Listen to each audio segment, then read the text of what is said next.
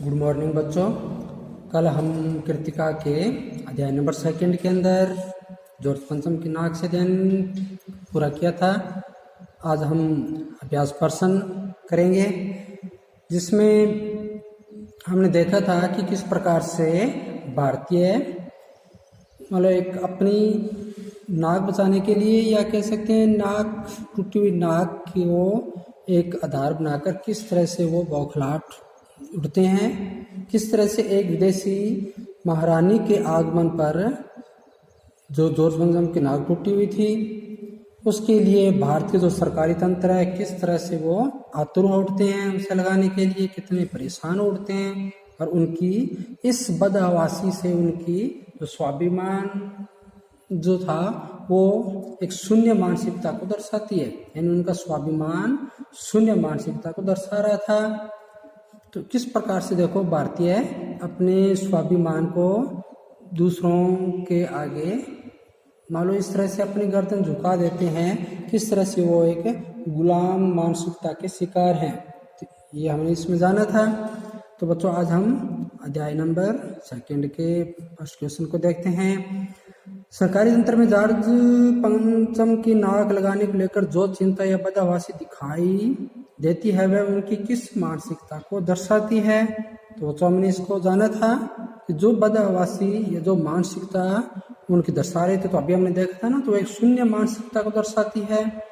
कितने वो चिंतित होते हैं उस बात को लेकर कि जो जॉर्ज पंचम की नाक टूटी हुई है, अगर हमने उसको नहीं लगवाया तो हमारे डिपार्टमेंट या जो विभाग है उसकी बड़ी बदनामी होगी, हमारे भारत देश का स्वाभिमान गिर जाएगा, भारत की बदनामी होगी। लेकिन वो इसके लिए किस प्रकार से अपने स्वाभिमान या भारत देश का जो स्वाभिमान था उसको ठेस पहुंचाते हैं, कितने वो उस मूर्ति की नाक लगवाने को आतुर हो जाते हैं। और सरकारी तंत्र जो टूटी हुई नाक थी जॉर्ज पंचम के, उसको अपने नाक का सवाल बना लेते हैं।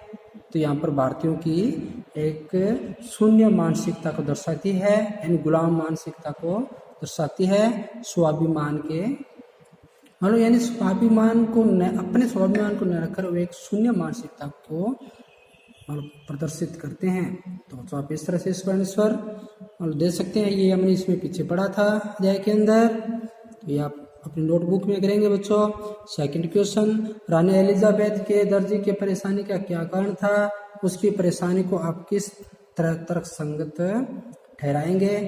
तो बच्चों यहाँ पर जो रानी एलिजाबेथ का दर्जी था उसको हमने देखा था ना कि वो रानी भारत कई देशों के दौरा करने वाली थी, भारत के अलावा जैसे नेपाल, पाकिस्तान, मान लो इस लंबे दौरे के लिए आ रही थी।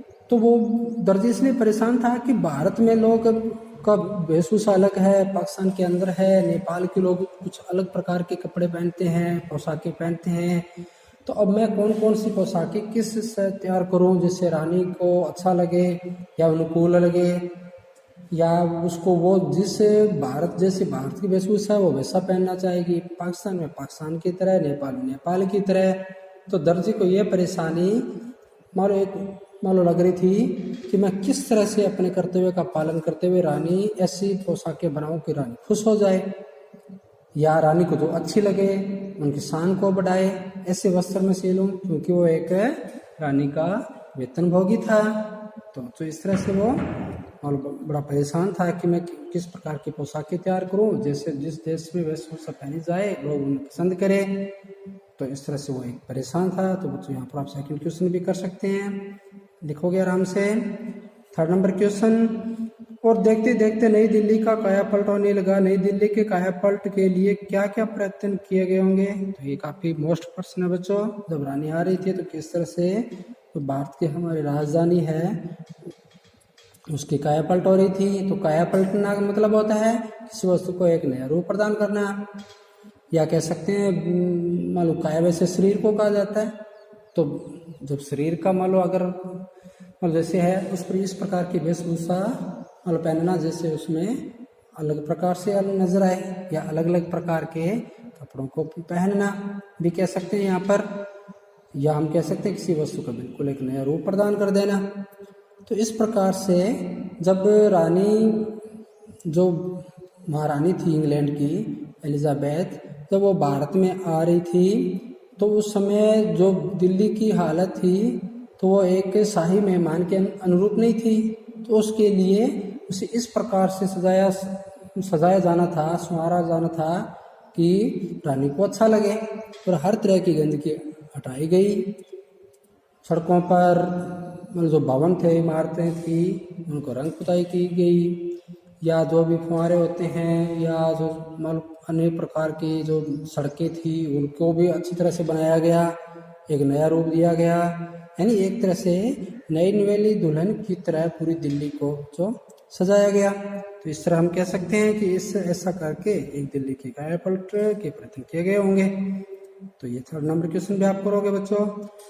और 4th नंबर क्वेश्चन में देखिए, आज की पत्रकारिता में चर्चित हस्तियों के पेशेवर खान पान समझी आदतों के वर्णन का दौर चल पड़ा है। तो बच्चों होता ही है, जो जिस देश में कोई भी अधिकारी या एक बड़ा नेता आ जाता है तो उसे उसी रूप में उनका स्वागत किया जाता है, उसी रूप में उन्हें खाना खिलाया जाता है।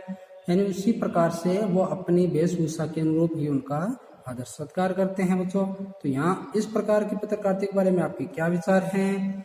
इस तरह की पत्रकारिता आम जन विशेषकर युवा पीढ़ी पर क्या प्रभाव डालती है? तो ये वैसे तो बच्चों काफी मोस्ट क्वेश्चन है, तो आप इस क्वेश्चन को लर्न करेंगे रिटर्न के बजाय। तो अब रिटर्न तो कुछ ज़्यादा वर्क हो जाएगा, इसलिए आप इसको थोड़ा सा मेहनत के साथ लर्न करेंगे। मतलब लर्न तो सभी क्वेश्चन करने हैं, लेकिन रिटर्न के लिए आप कुछ कम कर देते हैं। तो यहाँ 4th नंबर क्वेश्चन को आप रिटर्न के रूप में मत लेना, केवल इसको आप लर्न करेंगे। अब आगे हम पेज नंबर 16 के ऊपर क्वेश्चन देखते हैं। पेज नंबर 16 पर 5 नंबर क्वेश्चन, जोर पंचम की लाट की नाक को पुनः लगाने के लिए मूर्तिकार ने क्या क्या प्रयत्न किए थे? तो ये एक मोस्ट प्रश्न बन जाता है बच्चों कि किस प्रकार जो अधिकारी थे वो उस मूर्तिकार के इर्द गिर्द ही मान लो उनकी जो समस्या थी वो हल होने वाली थी। तो मूर्तिकार उसमें क्या क्या प्रयत्न किए थे ये हमने पढ़ा ही था कि जब मूर्तिकार आया तो सबसे पहले उसने अनेक प्रकार के पत्थरों की बात की कि मूर्ति की भी कि इसकी कौन से मूर्ति कब की बनी है, किसने बनाई है, कहाँ ये पत्थर कहाँ से लाया गया है ना। तो ये सारी खोज मालूम करने के लिए बोला कि भारत में ऐसे पर्वत या की खानों का दौरा किया जाए या वहाँ से ऐसे पत्थर देखा जाए तो वहाँ से उसकी नाक बना ली जाए। जब वहाँ से सफलता नहीं मिली तो फिर भारत के अंदर जितने भी जो स्वतंत्रता सेनानी थे, महापुरुष थे, उनकी मूर्तियों के जो नाक थे उनको नाप लिया जाए। उनकी अगर उन नाक में से अगर कोई एक नाक मिले तो वो लगाई जाए, लेकिन वो भी मैच नहीं कि सभी नाकें बड़ी थी। मतलब भारत के स्वाभिमान कि जो ऐसे स्वतंत्रता सेनानी थी उनका सम्मान बड़ा था, इसलिए वो नाक भी नहीं मिल पाई। और अंत में किसी एक भारतीय की जो जिंदा नाक थी वो काट कर उस मूर्ति के जो लगा दी जाती है। तो देखो किस प्रकार से भारत यानी नेता अपने स्वाभिमान के लिए किस तरह भारतीय स्वाभिमान को गिराते हैं, किस प्रकार से वो करते हैं। तो बच्चों ये जो 5th नंबर क्वेश्चन मोस्ट है ये करेंगे आप। 6 नंबर, प्रस्तुत कहानी में जगह जगह कुछ ऐसे कथन है जो मौजूदा व्यवस्था पर करारी चोट करते हैं। उदाहरण के लिए फाइलें सब कुछ हजम कर सके, सब हुकामों ने एक तरफ की एक दूसरे तरफ ताका, तो पाठ में आई ऐसे अनेक कथन छांट कर लिखिए। तो बच्चों इसको भी आप लर्निंग करेंगे कि किस प्रकार से फाइलें हजम कर चुके हैं, और हमने ये सब जाना था। या जो हुकाम जो शासक थे, जो नेता थे, अधिकारी थे, उच्च अधिकारी थे, वो किस तरह एक दूसरे पर ताकने लगे थे। इस तरह से और भी बहुत सारे शब्द आए थे कि यहाँ पे इनको अच्छी तरह से कथनों को शब्दों को ढूंढकर आप लर्न करेंगे। तो आप ये 6 नंबर क्वेश्चन नहीं करना। 7 नंबर देखिए, नाक मान सम्मान व प्रतिष्ठा का द्योतक है। द्योतक मतलब बताने वाला है। ये जो नाक होता है हमारे, ये मान सम्मान और प्रतिष्ठा का हमारे द्योतक होता है, या प्रकट करने वाला होता है, हमारा सम्मान दिखाने वाला होता है, प्रतिष्ठा को दिखाने वाला होता है। तो ये बात पूरी व्यंग्य रचना में किस तरह उभर कर आई है लिखिए। तो ये भी मोस्ट क्वेश्चन है बच्चों, आप इसे करेंगे, यानी किस तरह से ये जो सामने हमारे प्रकट होती है।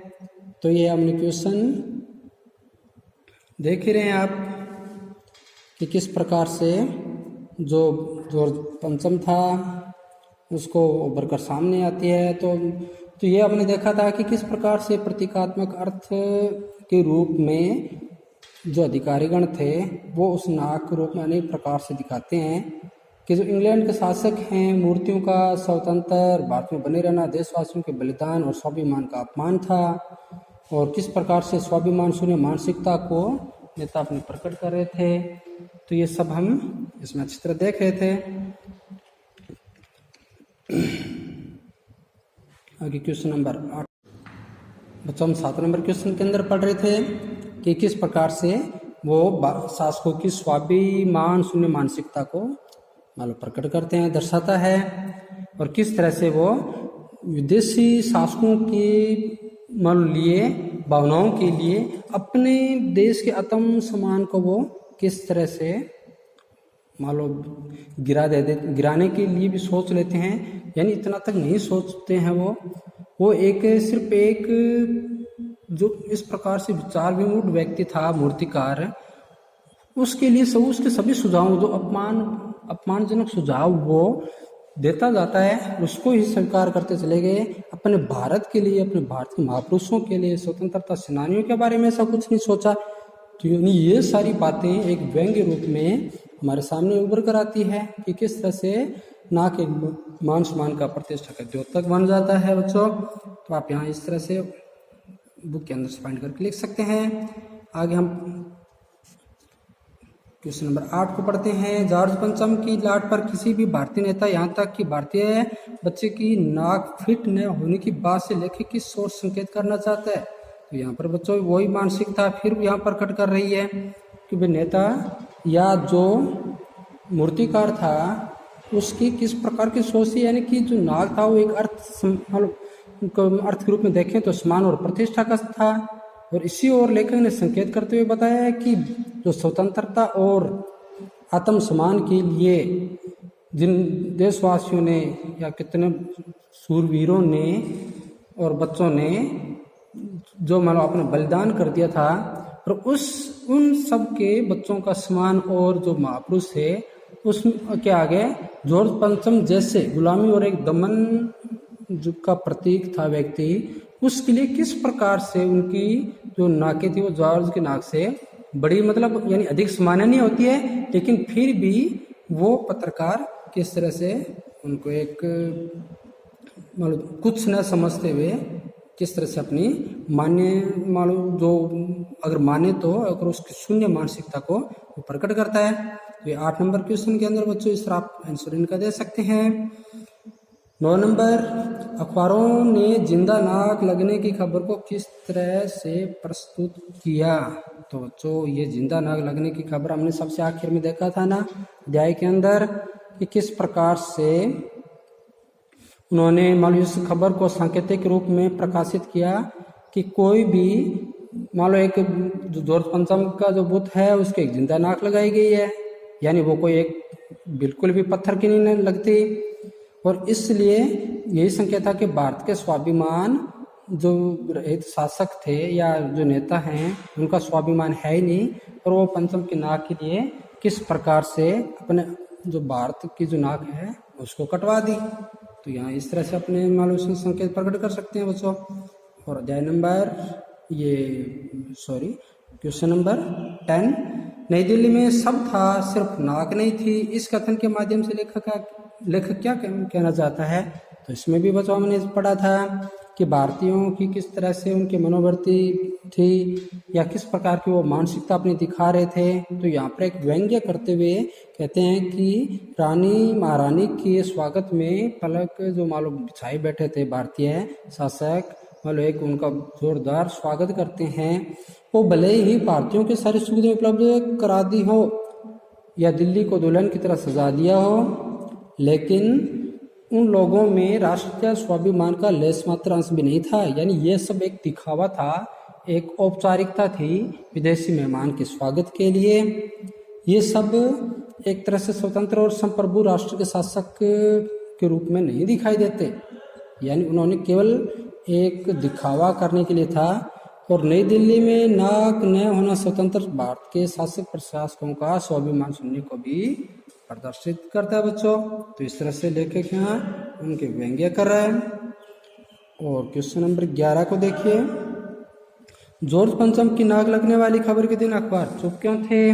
तो बच्चों यहाँ हम देख रहे थे कि सारा जो बुद्ध के जॉर्ज पंचम के बुद्ध पर जिंदा नाक लगी हुई देखकर किस तरह से वो एक अपमानजनक के रूप में मानते हैं। और समाचार पत्रों ने रानी के स्वागत, उद्घाटन, सम्मान सबका बहिष्कार किया। उन्हें पत्रकारिता के धर्म को निभाते हुए भारतीय जनता की भावनाओं को और प्रतिक्रियाओं को व्यक्त किया था कि भारत के स्वाभिमान को वो ठेस पहुंचा रहे हैं। इसलिए बच्चों क्वेश्चन नंबर 11 भी आपको करना है। तो ये सारा कार्य आप अपने नोटबुक में करेंगे और सैटरडे को हम आपकी नोटबुक चेक करें तो ज़्यादा से ज़्यादा अपनी नोटबुक भेजेंगे। जय हिंद।